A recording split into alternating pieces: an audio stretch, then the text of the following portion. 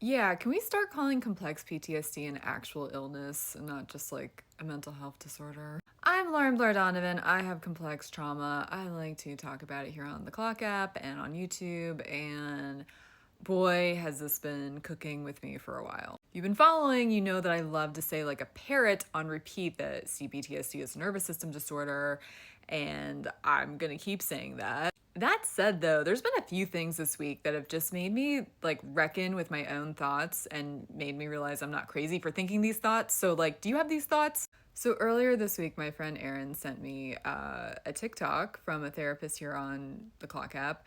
I'll link the handle in my caption, but it was talking about like new guidelines for healing for CPTSD that all therapists should know, and yet they don't. And guess what? Most of it wasn't talk therapy or other mental health modalities, but like talking about the mind body connection and somatic experiencing and other ways that CPTSD is actually a little more physical. And that's why we need different modalities and conventional therapy.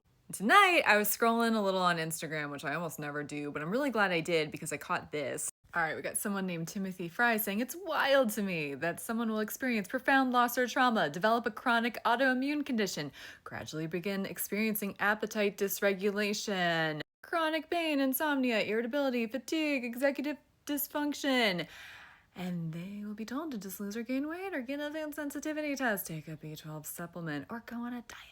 And it continues to say this cannot be the standard of care. The neurobiology of trauma and grief should be a required course in all nutrition, mental health, medical fitness, and wellness practitioner training programs. And I agree, Timothy Fry. Sorry, I feel like I slipped into Oprah there because I was just excited. It was like, Timothy Fry! Because, like, I don't hear this enough besides this week. And like a year ago, when I was in the grips of like starvation, because my nervous system tried to starve me to death and I had no energy because I had no vitamins or energy sources, food, anything.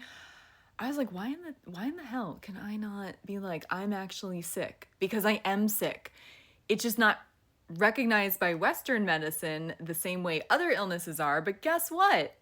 CPTSD not super recognized by mental health professionals too. We're between a rock and a hard place. It sucks. And the more I learn about trauma, the more I'm like, it is physical because it gets stuck in your nervous system, as I love to say. And it causes all the other things and more that Timothy Fry listed. Trauma gets in our bones, it gets in our bodies. It's an illness. We're sick. Why can't we claim that? Can we start claiming that, please and thanks? What are your guys' thoughts? Let me know in the comments, because I'm always curious, and I'm rooting for you if you got this illness, because it's not fun. Nobody sees you for what you're going through.